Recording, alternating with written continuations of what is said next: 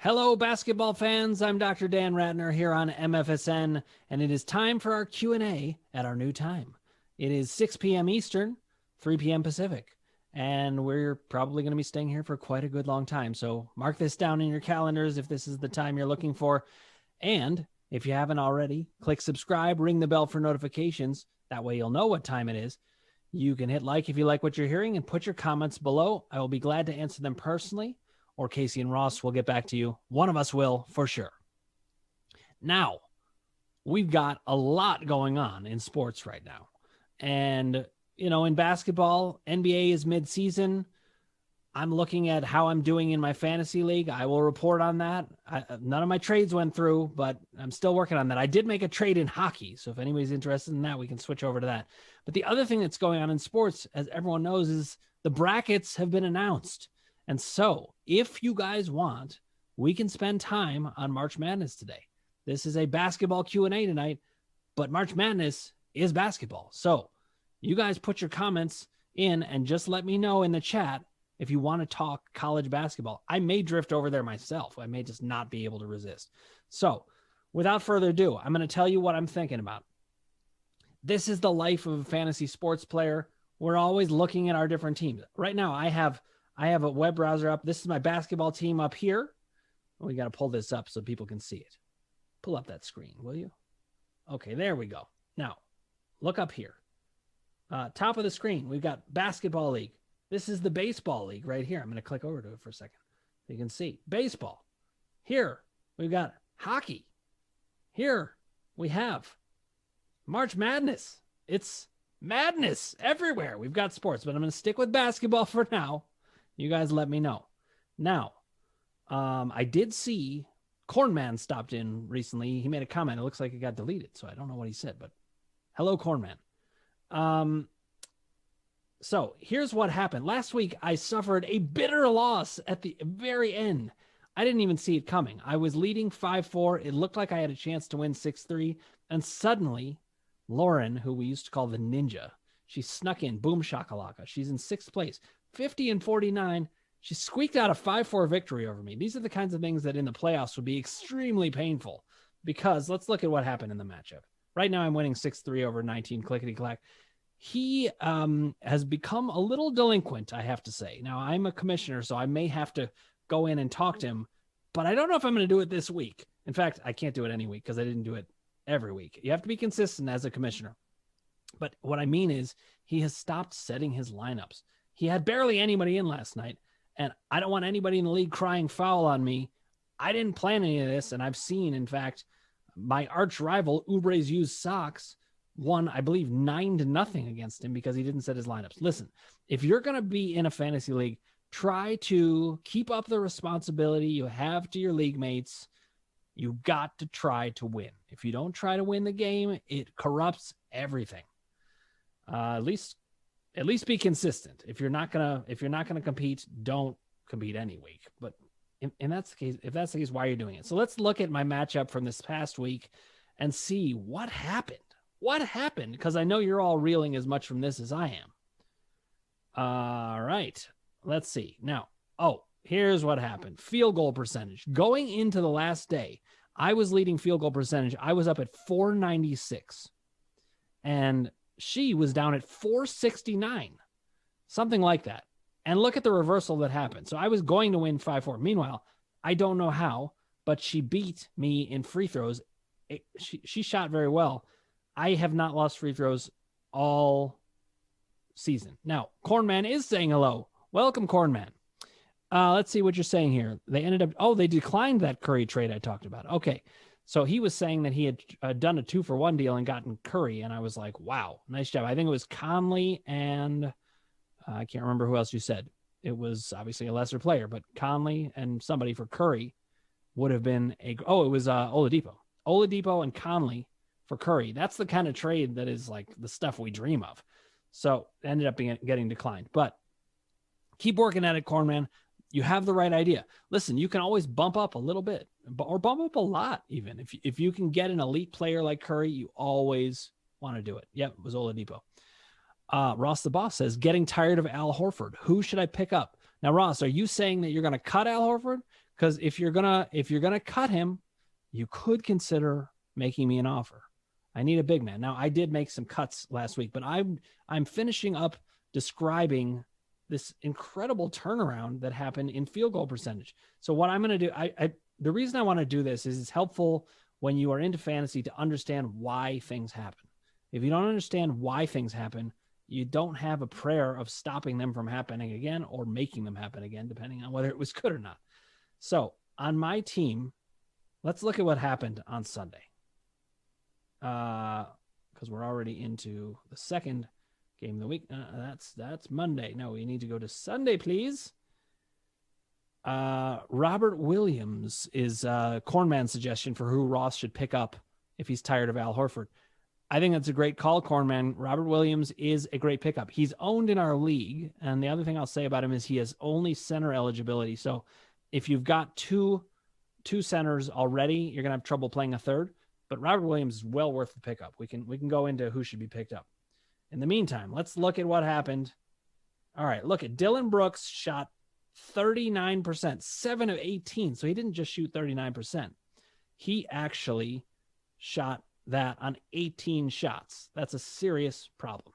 Now we have a comment from Anthony. He says, field goal percentage in basketball? Yes. In category leagues, there is field goal percentage. There's field goal percentage. There's free throw percentage. 9 category leagues also have turnovers. My league is a 9 category league. So field goal percentage is a big deal. Now let's see what else happened. Gary Trent Jr., low shooting percentage, 6 of 14. Now that's 32 shots with terrible shooting percentage. So I went down a lot, but here's where I really ran into trouble. Nicholas Batum usually doesn't shoot that much, and he also doesn't shoot that badly. And then here, look at this. Enes Kanter, I had him in because he was a category specialist to win this category for me, and he shot 25%. So listen, these kinds of things happen. Now, we've got a couple comments coming in. We've got Ross the Boss saying, Rui Hachimura, good pickup? Yes, he actually is. I was wrong about him. Chris Atwater called me on it, and then interestingly, Chris Atwater cut him. Fantasy leagues are so strange. I said he's no good. Chris Atwater says, yes, he is. Then he cuts him, and then I try to pick him up. What is going on? It's like the Twilight Zone. Okay, here's a trade idea that somebody has. Ja Morant for Jaylen Brown. We're going to check this out. Check this out. Then we're going to get to... oh, wait, hold on. We have another Morant question. Do you think LaMelo Ball and Morant for Curry is okay? So I'm going to check out both of these things. We're going to look at Morant because he's in both questions. So we pull up, not Mordant, Morant. Okay. Now everybody knows that I like to do the 14-day test. It's not, the end all be all of things, but it does determine some things. So he is ranked 71st overall here in the last 14 days. Shooting percentages are good. His 3-pointers, fine. Not bad for 14 days. Not great, but points are excellent. Great assists. Steals are solid. Turnovers are fine. Rebounds, blocks don't really matter for him so much. So that looks pretty good. Now, we got to see if LaMelo Ball makes up enough ground, and then I will check out Jaylen Brown. So I'm going to get to both of your questions. So LaMelo Ball ranks 44th in season average overall. Let's see how he's doing. Let's see how he's doing the last 30 days. How you doing? LaMelo Ball, 27. So, yes, in answer to you, Cornman, I think LaMelo Ball and Morant for Curry is not only okay, I think it's a totally legit offer. And I think it's good for you. It's always best if you get the best player at that level. Like if you can get a player in the top 10, it's worth any 2 players as long as they're not also in the top 10. So, because you're going to add somebody with it. I'd rather have Curry and junk than LaMelo Ball and Ja Morant. So that's what I would say about that. Now let's check out this question about Jaylen Brown. He spells it with a Y, doesn't he? Yes. All right, Jaylen Brown, ranking 53rd on the season overall. I want to see how he's doing in the last 14 days and the last 30 days. Last 14 days, Jaylen Brown is down. So it really, this question needs to be it would be helpful if it's specified a little bit more. Are you getting Morant or are you getting Jaylen Brown? Let's find out about that. But in the meantime, I'm going to check on the 30-day total of Jaylen Brown, 138. Okay, so listen, Jaylen Brown is a guy, he's streaky. I think he's probably going to return. Let's see what he did last season. Okay, last season. Now, last season was a little bit of an awkward season, but 79th overall. Okay. Listen, I think that's a totally fair deal. It really depends on which side you want. And it also depends on which statistics you want. Because, let's see. Brown, let's see for the season. We're going with this season total. It's too bad I can't propose a trade of Jaylen Brown for Morant and we can just look at it, but I don't own either player and I'm logged in as me, so I can only trade as me. Jaylen Brown, 48th overall, but his value is actually fading. He's got 81 three-pointers, 852 points, and 135 assists and 41 steals. Those are the numbers that I'm going to try to remember when I go to look at Morant. So, no, those are averages. I need to see the total, please. Computer malfunction. Okay. Morant has far less 3-pointers, but he's been injured some of the season. So all of these numbers are down, but this is related to injury. Since I forgot that, now we have to compare season average. Okay. While we're looking at that, I'm going to answer a couple more questions. One guy dropped Marcus Smart. Should I drop Derek White? I wouldn't drop Marcus Smart. I have never been that into Derek White. He is always, vaguely tantalizing, but he's really never risen to the level. I'll take a look into it, though, because we know numbers can change. And especially with young players like Hachimura, I was banking on him not becoming a very valuable player, but he's a young player. Sometimes they turn the corner, and you've got to keep an eye on that. That's what a watch list is for. Keep people on your watch list, and you can have a sense of whether these players are coming up. Robert Williams was another one. Young player starting to get better.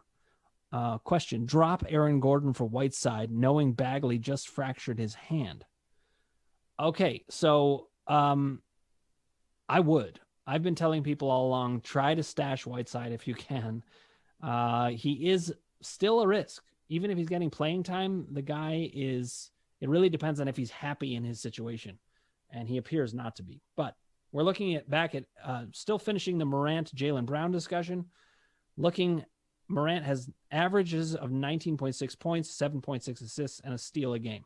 Those are the primary stats I'm looking at. His shooting is fine. So now I'm going to look at Jaylen Brown. And I want to remember those numbers. Okay. He has more points, less assists, and steals. So I'd say, look, if you need the point, I think you can trust these averages for the most part. I trust Morant a little bit more than Jaylen Brown. I like him more myself. I like the assist guy more than the points guy. And part of the reason is that people tend to overvalue points all the time. So you could, you can sell Jaylen Brown and you usually can get more for him because of that. But for your actual value for a team, I like Morant better. Okay, more questions coming. We've got Levert is back. Worth picking up. Absolutely. Now, on our waiver wire show, I said that he was a guy to pick up. There was a question about it. And Ross the boss said, no, Levert is coming back from major surgery. No way that he's going to come back. Well, listen, I think with these athletes, a lot of it's about willpower and strength of mind. But we're going to look at Levert and just see what he had been doing. 18 points a game, decent rebounds, decent assists, 1.1 steals a game. I mean, this kind of upside should not be on the wire ever. Just make sure that you pick him up. Now, I want to remind everybody out there, if you want to come on the show, you can come on video or audio. www.callmfsn.com, and you can come chat with me. If you're coming on the show to chat with somebody else, you have the wrong number. I'm the only one here. So I would say plan to talk to me. But if you want to just come on audio, that's totally fine. Now, let's see. We've got more questions coming in. Any news when Christian Wood is coming back? My man Casey wants to know. All right. We know Casey. Let's see. Christian Wood. Christian Wood, a very Jewish name. No, that's a joke that most people would get if they think enough about it. All right. I mean, he is called the crucifix, and that may explain it. Okay, so let's see how he's doing in terms of his injury. He's listed as doubtful. Now, listen, when I see a player is listed as doubtful, sometimes that can be good news. Doubtful does not mean out. Okay, it does mean he's not going to play. Doubtful almost never plays that game, but it does mean that he should be coming back soon.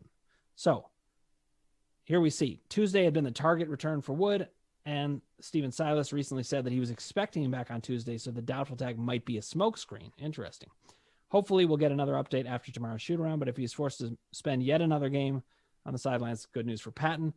All true, but the fact that he's probably coming back, he was supposed to be back on Tuesday, that tells you what you need to know. He's going to be back soon. If you have any chance to scoop him up, you should. Look at his season average, 16. You definitely want this guy. So, looking at other questions, should I trade Donovan Mitchell for Zach Levine? Oh, boy. Okay, well, listen, Levine has been insane this season. Let's take a look at what he's done.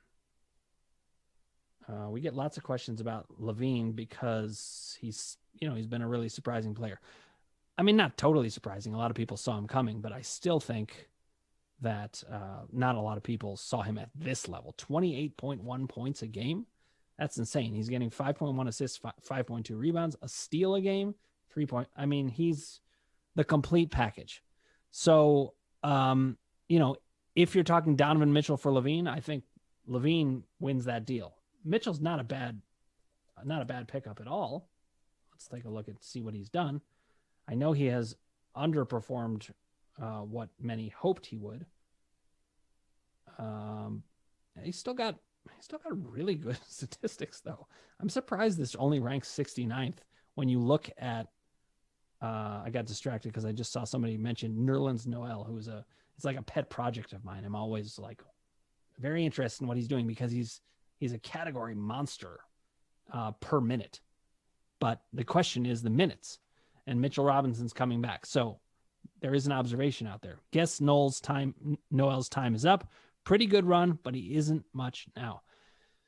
I'd hold on to him anyway if you can. He puts up such value, and the minute any Knick has an injury, he's going to get more minutes. So I would hold on to him unless you have a really strong team. Now, speaking of that, let's talk about some adjustments that I made on my team, because you always have to be tinkering to do a good job with your team. Now, I added 3 players, and I want to show you why I added them. Okay, I added Dario Saric, or Saric. I actually don't know how you say his name. I added him primarily because I needed points. It's interesting because I'm always saying, oh, people overvalue points too much. Well, I did the opposite. I said that so much to myself that I started to undervalue points, and now I need to go chasing them. So in the last couple weeks, I added Dillon Brooks, 105 points in the last 14 days. Jalen Brunson, 65 points in that amount of time.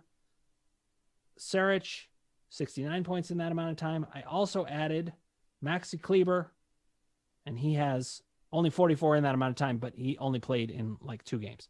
So if you look at the rankings, though, and I'm going to go to the last, and look, I can make mistakes like anybody else.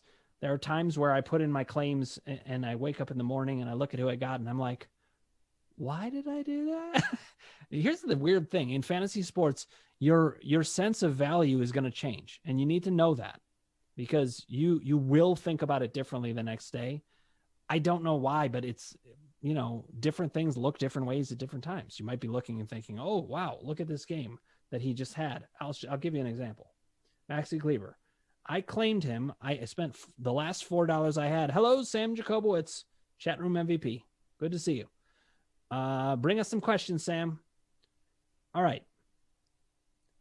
I put in a claim for Maxi Kleber when he had 14 points. No, that wasn't the one.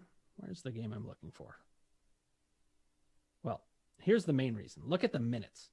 The minutes he's getting are huge. He's getting tons of minutes. He's a rare big man who shoots threes. You see, he makes threes every game. He's making threes.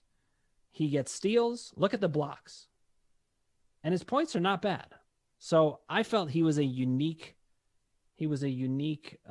player to pick up. Now, we have a question coming in from Sam. Who is my MVP? My MVP on my team, well, let's see. My big three since I traded LeBron, Karl Anthony Towns, Chris Paul, and my MVP, James Harden.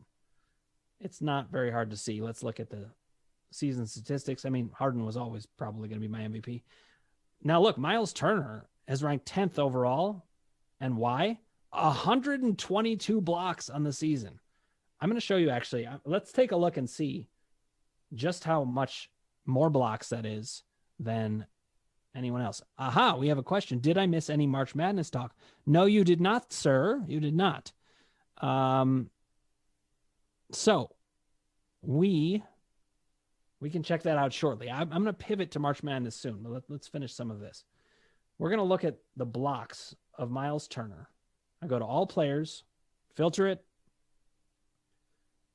and we're going to go, this is the average blocks. 3.4 per game is Miles Turner.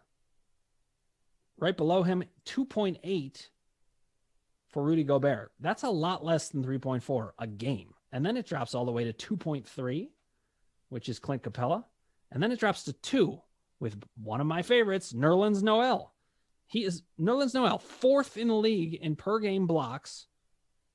And people are talking about cutting him just because his minutes are down. Boucher, 1.9. So there's only 4 players who are above 2. And Miles Turner is at 3.4. So you could argue that Miles Turner is my MVP. But since I have Harden, I don't think so. Interesting. It looks like Sam and Casey were having some discussion about a trade he wanted to do earlier, and he was able to do it. So Sam, congratulations on your trade. Now, let's you guys want to pivot to March Madness? Give me a shout out. I need to see from the crowd who wants me to pivot to March Madness. And if you say no, I'll stay here for a little bit. But then I'm going to March Madness anyway because I want to. But please do put your comments in. I love to talk fantasy sports with you, and March Madness really is fantasy sports. So, well, I'm not hearing from you guys, so I'm going to do what I want. Fine. Sam gives me the sure. Thank you, my man. All right, we're gonna switch to March Madness for a little bit. Now, the first thing that I'm going to say is I'm going to look at my team names. They're very weird. I like weird names. Let's see. Okay. Casey's saying to Sam, nice. I think you'll be happy with the trade. Might get frustrated. Oh, this was a baseball trade, right? Tyler Glasnow, right? We've got baseball coming up. I hope that you guys have been checking out MFSN's baseball stuff. We just put out our list of the best infielders, the top 10, our rankings in those. Outfield is coming out shortly, or it recently came out. I actually can't remember. I'm sorry about that, Greg. I should know that. So my team names, Dracula's Beehive at 4-foot airball. This was a name that I came up with years ago. It's because I thought that Rick Pitino's hair looked like he was Count Dracula in his like weird, that's right. Outfield is tomorrow morning. Watch out for that. So this was Rick Pitino. That was the Dracula reference. And 4-foot airball, that's for you, Joakim Noah, because you shot 4-foot airballs for quite a while there. And because you had talked some trash to my Cavs for a long time, I decided to get back at you. Now let's see. Who did I pick? Wait, I don't want to let people in my pool know who I picked. I can't do this. No, we're going back. I can't do this on semi-international television. Okay. So let's hear from the audience. Who do you think are the teams that can win it all? Now, in our March Madness special, I did talk about this, but I want to pull up the March Madness list outside of my team brackets because I just want to see. Oh, that's not the setup I want. No. Let's try to go to. Oh, look at this. I named my league Hindsight is 2020. Wasn't that cute? And then it didn't even happen. God, 2020. Thank goodness we're past that garbage. All right, I can't look at anybody's picks on this, so I'm just going to have to go back to it. All right, March Madness brackets. And let's see. This is not the way I want to see this. Yes, here we go. A printable bracket. Give me the PDF. Why are you slow? All right. What? Oh my goodness, look at this. It's so small. Blow that up, please. Ah, yes, that's better. All right, let's look at the bracket. Now, I'm going to go through. Oh, wait, we have another question. It is a basketball question, and so that's allowed. Any question is allowed, really. You can ask physics or encyclopedias, history of the 1700s, whatever you want. Let's see. Cornman asks, should I give Morant and Simmons for Damian Lillard and Michael Porter? Yes, yes, yes, yes, yes, yes, yes, yes, yes, yes, yes, yes. Always when you can get the best player and you're not giving up that good players, it's good. Damian Lillard is one of the very best players. If you can get that, Cornman, do it. If you need to up the ante, I would do it anyway. Now, back to the teams that can win it all. I want to hear some arguments about this. Obviously, Gonzaga can win it all. They're undefeated. They're a number one team. Let's blow that up a little bit for you. It's too blurry. Is that better? Still blurry. There we go. We're starting to get there. Huh? We're like old men. I need to see up close. You know, my eyesight's not so good anymore. Okay. So, let's see. Yes, I made Courtney laugh. That was my hope. She's my main audience that I can see. Okay, so Gonzaga definitely can win it all. I think this is their year. That's my call. I feel like this is the time for them to finally break through. I'm looking for other teams that can win it all. Listen, Virginia as a 4 seed would be tempting in some years, but not this year. They're not that good. They got a little bit of a COVID outbreak. I just don't see it happening. Kansas, COVID outbreak also, not as good as usual. Iowa, I don't see winning at all. I could see them going to the Final Four. But as a result, in this bracket, I only see Gonzaga as possible to win it all. Here, Michigan, can they win it all? Well, they could, but they have a very serious injury to their best player. So the chances of them winning it all has gone way, way down. I don't even like their chances to make the Final Four. Here's a team I like, LSU. They could go to the Final Four. Can they win it all? Very unlikely. So let's see. What teams can win it all? Florida State could go to the Final Four, but I don't think they can win it all. And you're saying to me, I'm sure, this is totally arbitrary. What are you saying? Winning it all takes a certain mentality.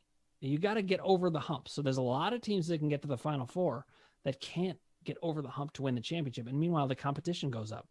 Texas, though, they can win it all. Alabama, I don't think they have as much of a chance to win it all, but they have a very solid chance of going to the Final Four. I think the winner of Alabama, Texas in the Sweet 16, that's my likely pick for going to the Final Four. In the Midwest, which, of course, this is a misnomer. Everything is in Indiana. So Midwest Indiana, Illinois. Illinois can definitely win it all. A lot of people love them. They've got an NBA-style big man. They may have the best player in the game otherwise at the guard position. This is interesting. They're playing Drexel, and Drexel's record is 12-7. They, barely played at all. It's a very strange stat. I don't know what happened. Must have been a COVID thing. Now, clearly, they want Illinois to match up with Loyola Chicago. I forget the sister's name. Does anybody know her name? Put it in the chat if you do, because I want to announce it. Sister Mary Kate is that's Molly Shannon, who flies into, the back of bathroom stalls. But so that's not it. Mary Catherine, maybe? I don't know. Anyways, I think the nun will help them advance, but they'll lose to Illinois.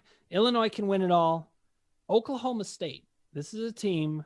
I don't think they can win it all, but I would not at all be surprised for them to get all the way to the finals and lose. They're the kind of team that could get you to the Final Four or the finals as a surprise pick.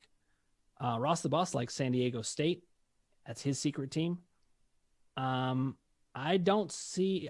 Houston also can go to the Final Four. Can they win it all? I would be very surprised. All right, we're going to finish up on this, and then we'll get back to NBA. Baylor can win it all, clearly. I think Villanova could if they didn't have the injury, but I'm not seeing it. Purdue, I think, can get to the Final Four, but probably not win it all. And Ohio State, probably more of a Final Four type team than a championship team. So there's not really that many that can do it. Now, let's hop back to the NBA. All right. We were checking out Miles Turner's blocks. Sister Jean, is that right? That does sound right. Thank you for that. Thank you for that assist. Now, let's look at some other stats, because this is where you find out who's really, really valuable. I'm going to look at minutes per game. We have a comment that Houston is overrated. I don't think he means the city. I just want to say that, part of the production team is in Dallas, I believe. So I don't know how you feel about Houston, but it's close enough to home that I'm going to protect you there. All right. So number 1 in minutes, James Harden. Look who's second, Fred VanVleet.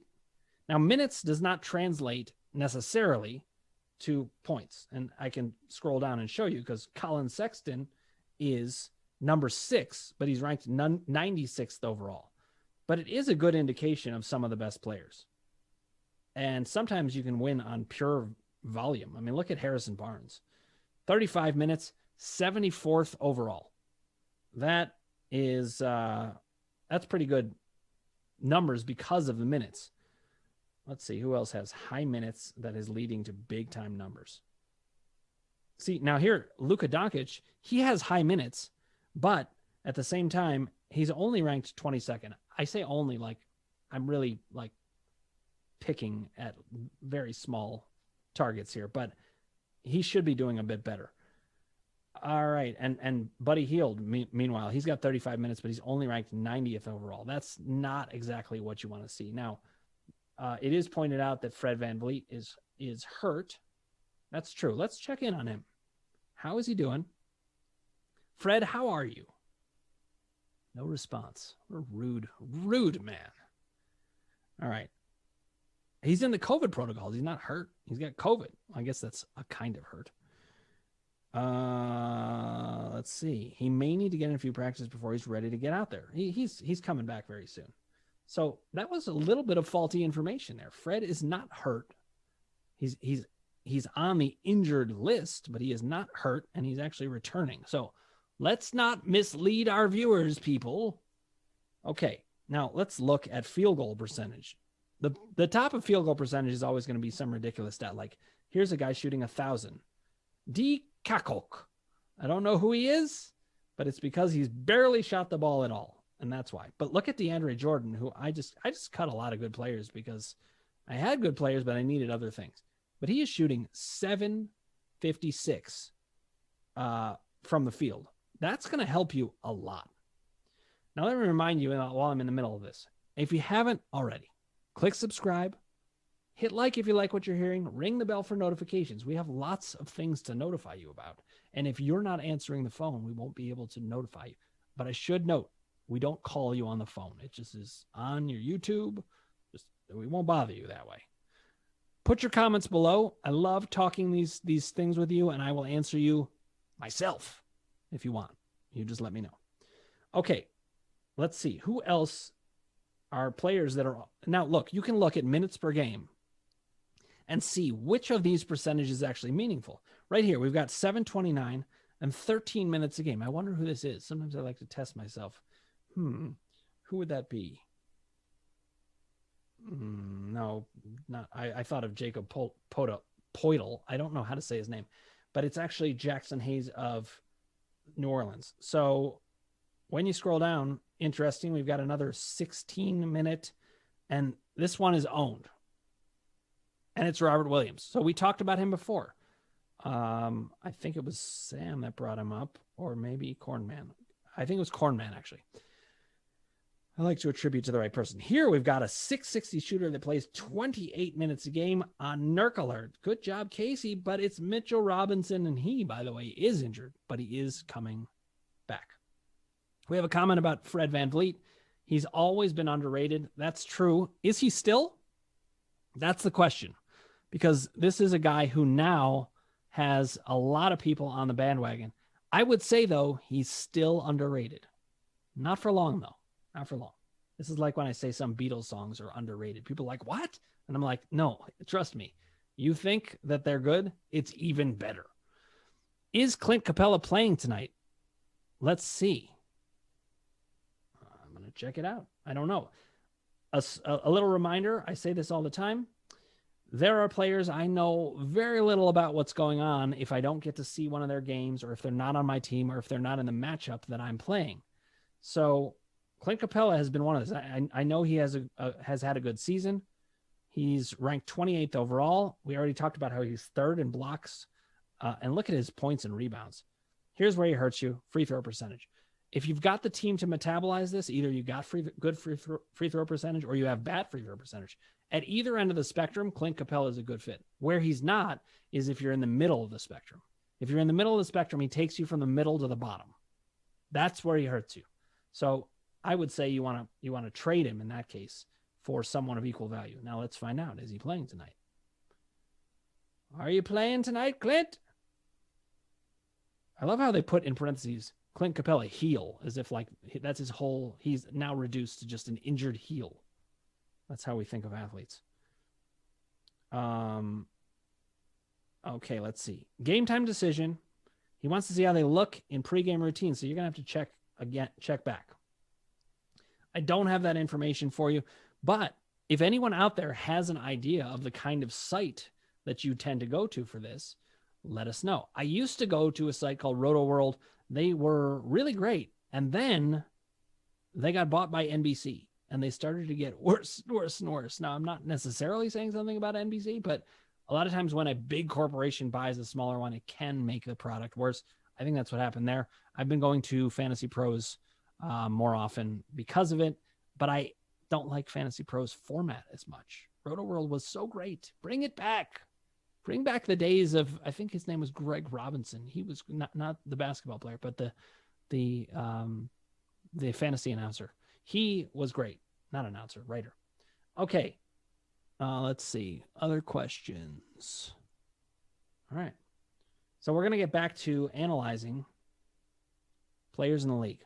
And again, this is something I do when you're just kind of, when you got some time on your hands, or you just want to find out more about the league and more about your team and things you can do. Well, you can go ahead and take a look at these stats. It's a great way to do it. Now, the people at the top with 1,000 free throw percentage, their minutes are usually not going to be very good. Look at this. Snell. I think it's Tony Snell. He is 1% owned, 19 minutes a game. But here, he has a 1,000 free throw percentage, but he barely shoots any. So we have a baseball question that has crept in. So we'll do that. I know this isn't basketball. This is from Sam. But do you think Baez will bounce back this year, guys? I think he's trending down. But we're going to stick to basketball. We will, when we do some Q&A on baseball, Sam, we'll get into that, or watch our waiver wire show as we start to get into it. Okay, let's see. Who else has good free throw percentage? Now, remember, we're looking at minutes. We scroll down, 1914, Valentine, but he ranks 238 overall, so that's not of interest to me. We still don't have anybody who has good ranking. We got to go all the way to the second page, but that's because these are very high percentages. So, let's see. We're looking for, here's some big-time minutes. Marcus Fultz, interesting, but his numbers still not very good. Here's an interesting one. Let's look at Pate Mills. Pate Mills, you might think he's Irish, but I don't think so. That's a different kind of Pate. All right. Let's look at his numbers. He's somebody I was kind of eyeing recently because, why was I eyeing him? I think it was the points. Look at his points. Very, very consistent. 13, 14, 14, 13, 14, 13, 14. That's incredible. I can't believe how consistent he is in his points. But remember, I was in search for points. But the reason I didn't add him, he's just not doing enough of anything else. I also don't tend to trust Spurs very much because Greg Popovich is... Do you guys remember? You may not remember this, but as fantasy sports fans, many will. We used to call Mike Shanahan in football Lucifer because he would drive us crazy with all of his decisions. And then Bill Belichick came in and he started doing the same things. You can't trust a Bill Belichick running back. Well, Greg Popovich is the Lucifer of basketball. You can't trust anything. I mean, when DeMar DeRozan got dealt to the Spurs, it was a problem. When Kawhi Leonard was on the Spurs, he was the only Spur that I really, really trusted. That's not true. No, I have to amend it. When Tim Duncan was still in the game, he was a machine in fantasy, and he was always underrated. You know who he was like in fantasy? Chris Paul. Older, everybody's like, oh, he's old, he's going to fade. No, he never faded. Always ranked in like the top 10, and you could get him for, in the 6th round, or you could get him for $20 in an auction league. Great players to own. I always like players like that. But let's get away from free throws because the percentages are not the best way to look at this. Let's look at 3-pointers. Who are the best 3-pointers out there? Because I'm looking for 3-pointers. Now look, the top 3-point guy out there in all available players is Wayne Ellington. Let's see where he ranks when we put him up against everybody. Okay. We got everybody here. 3-pointers. CJ McCollum all the way at 4.8. That's amazing. Curry at 4.7 and Lillard at 4.3. Not so surprising. Buddy Hield, 4th best. Zach Levine we talked about. Here's the guy I wanted, Malik Beasley. Ross the Boss cut this guy because he was suspended for 12 games. Well, we are now through, I believe, 7 of these suspended games. If you can deal for Beasley, do it now. Chris Atwater, if you're listening, sell him to me for nothing. No, I know that's not fair. You should find something you like on my team. Any trade should be fair. I'm happy to give you value. We just have to figure out the right matchup. Let's look at some other players. Terry Rozier, look at what he's done. 3.4 3-pointers a game. He's ranking 30th overall on average. 33 minutes a game. 20.4 points a game.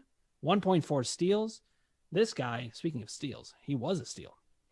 We have a comment from Wave God. I like your name.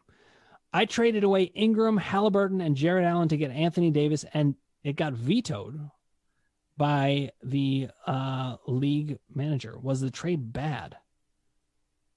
No, I don't think so. I really don't. Would I rather have the Anthony Davis one? For sure, yes. But I don't think that should be vetoed. And meanwhile, Wave God, I would just want to welcome you because I haven't seen you here before. So if you haven't already and you're up to it, click subscribe, ring the bell for notifications, and hit like if you like what you're hearing, and put your comments below, and I'm happy to talk with you more.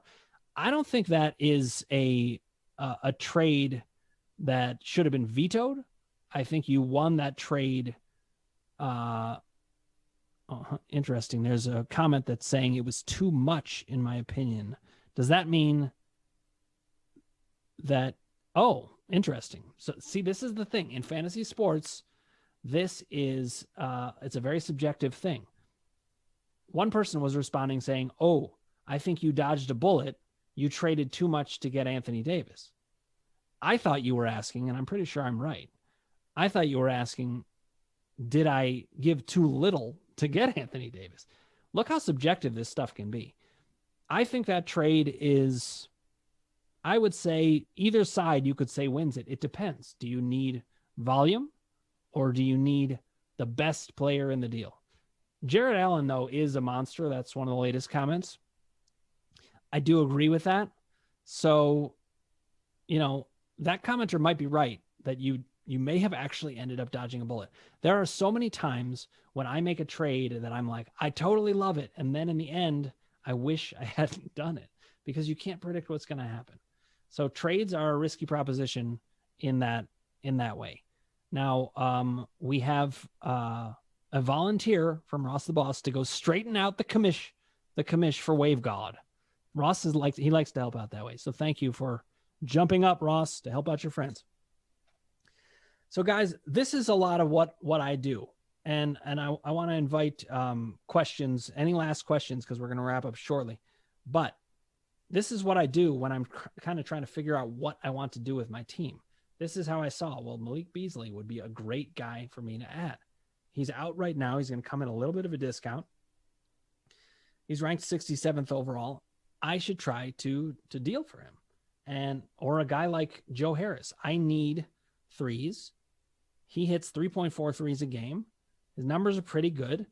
I can probably get him for not that expensive. So I may trade for him. So last comment, also from WaveGod.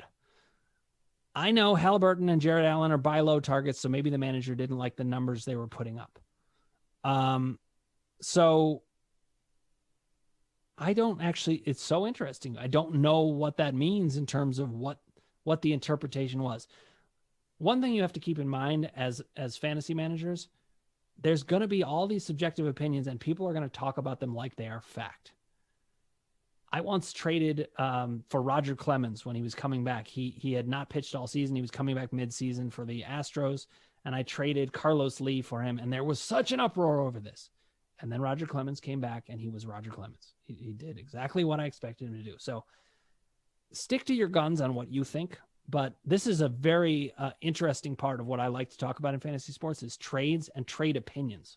So I really appreciate you bringing that up. WaveGod, I like that topic. Let's bring up more starting next week. Now, remember, we're at our new time. It's Tuesdays, 6 p.m. Eastern, 3 p.m. Pacific. And I will look forward to seeing you then, although it sounds like we may have Ross the Boss on next week. We alternate some. So it does happen. But I'll be back soon if I'm not here next week. In any case, if you haven't already, click subscribe, ring the bell for notifications, hit like if you like what you're hearing, and put your comments below. And I will look forward to talking with you on the comments below, or if you want to come on the show. And still, if you want to come on video or audio, you know how, www.callmfsn.com. I look forward to seeing you next week or sometime soon. And our waiver wire show is coming up in 2 days, so you won't have to miss me long. All right. I will see you later. Thank you for watching, everybody. This has been MFSN's Q&A for basketball. Buy any case of Gilcliff, the clean energy drink, and get dinner for two on the moon. Go to Gilcliff.com. Offer valid, totally valid. Transportation to the moon not included. Dinner not to exceed $50 or moon dollars, whichever is less at the time of redemption. We have no idea what the currency exchange rate is on the moon. We totally made that part up. They sound cool, but there's no such thing as moon dollars. But it would be neat if there were. Gilcliff, big on huge in space, created by a Navy SEAL for people who aren't Navy SEALs. The official energy drink of Space Force and other people who aren't Navy SEALs. The biggest no-brainer in the history of drinks.